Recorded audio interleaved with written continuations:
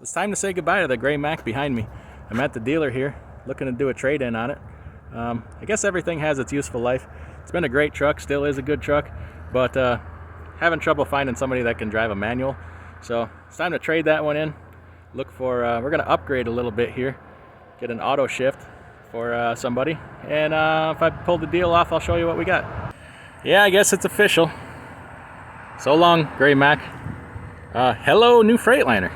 Not brand new, 2018, 400,000 miles on it, and we'll take a quick walk around tour of it. Well, I got a little crazy there at the dealer. I had to leave, so a lot was busy. So yeah, it's a pretty clean truck.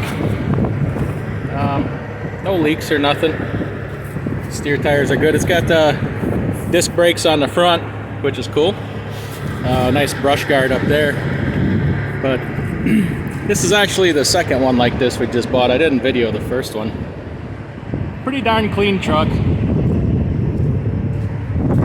I was able to negotiate it originally had recap tires on it. I said, hey, I want my tires off my trade truck. They're 90% new version Yokohamas. So it's got brand new brakes on the rear. But other than that, everything's pretty clean. Let's take a look at the inside. So this thing's pretty cool. This is a big step forward from what I'm used to with the Columbia.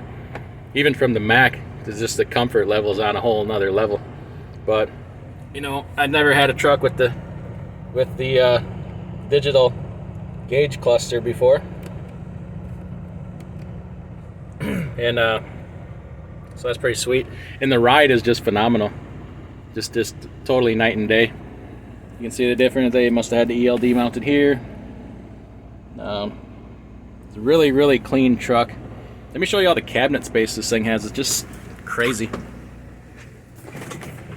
It's got cabinets up here. Big old space for a TV cubby hole if you want. Big old space for a refrigerator there. Threw a new mattress in there. Upper bunk. Whole bunch more cabinets over here. Wardrobe cabinet all the way down there, and then obviously the bunk flips up. But up here in the front, I mean, you got cabinets all the way around. Pretty nice, but pretty big improvement over what I was driving. This is actually the third trade we've done in the last 2 months. We got guys started off in starter trucks, and I always said, like, it doesn't have to be forever, even if it ain't perfect. Make your money, put yourself in a really good position, and upgrade. So the first one, we actually didn't trade it in. I told the driver wanted a newer truck, and I said, hey, keep that one you got, because that's a good truck. I trust it. I like it in the fleet. It'd be a great truck for somebody else to get started in. So I bought that one back from him. That was that first white Mac. So I own that one again. I got somebody going to be getting into that here hopefully soon. And then the second guy was the other white Mac. He upgraded to a 2019 Cascadia, just like this one. A little less mileage. His had 360 for mileage. This one has like 420. So his was a little bit more expensive. And very minor differences. That one doesn't have Opti idle. But, oh, and that one has a DD13. This one's a DD15. So, but he's killing it on fuel economy with that thing, like well over 8 miles per gallon all day long. So, hey, that was a great, the truck payment, the fuel savings is more than making the truck payment on that truck. So that was kind of a no-brainer.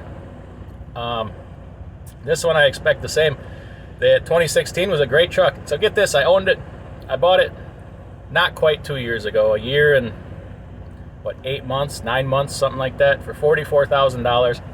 I just traded it in. I got $35,000 for it.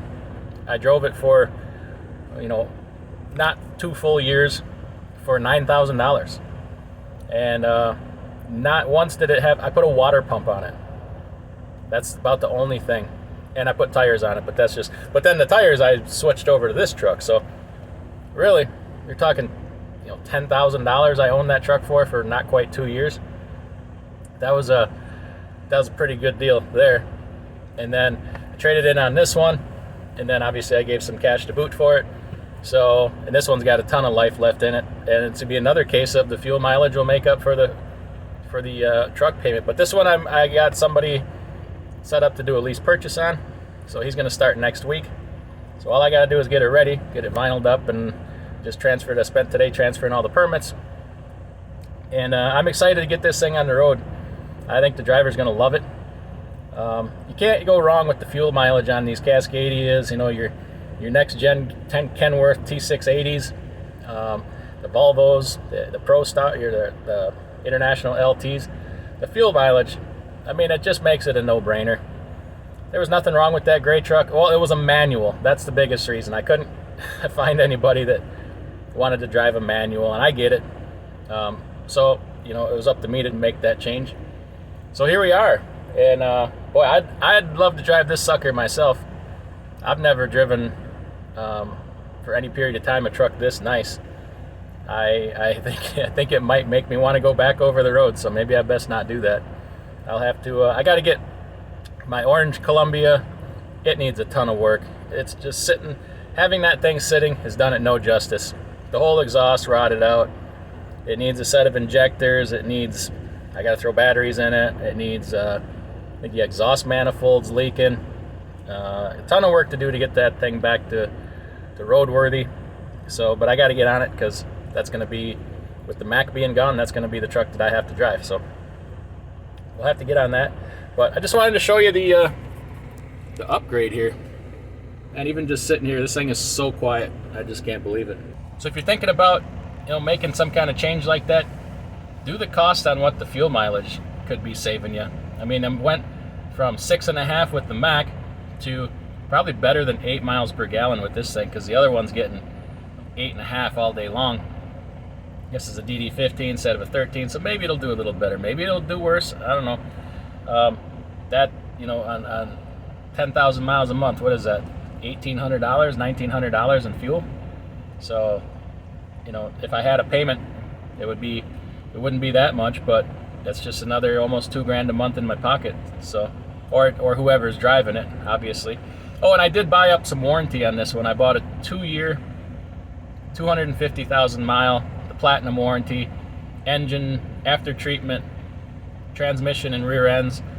I don't normally do that on a truck that I'm gonna drive. I might buy a little bit, but what I can't have happen is to lease purchase this truck to somebody, have them make one payment, blow the engine, and say, here's your truck back. Now I got a truck with a blown engine that, you know, I'm stuck with, and which is, you know, whatever, that happens.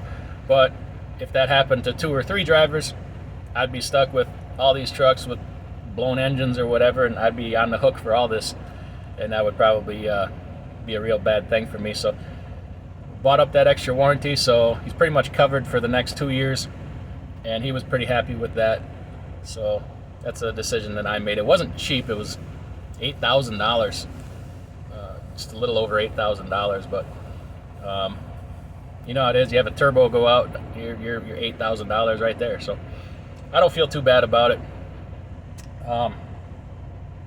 Yeah, that's pretty much it about this truck. If I get any different ones here, I'll do a video on it and share it. I just can't wait to get this thing on the road. I'm excited. I'm not even the one that gets to drive it.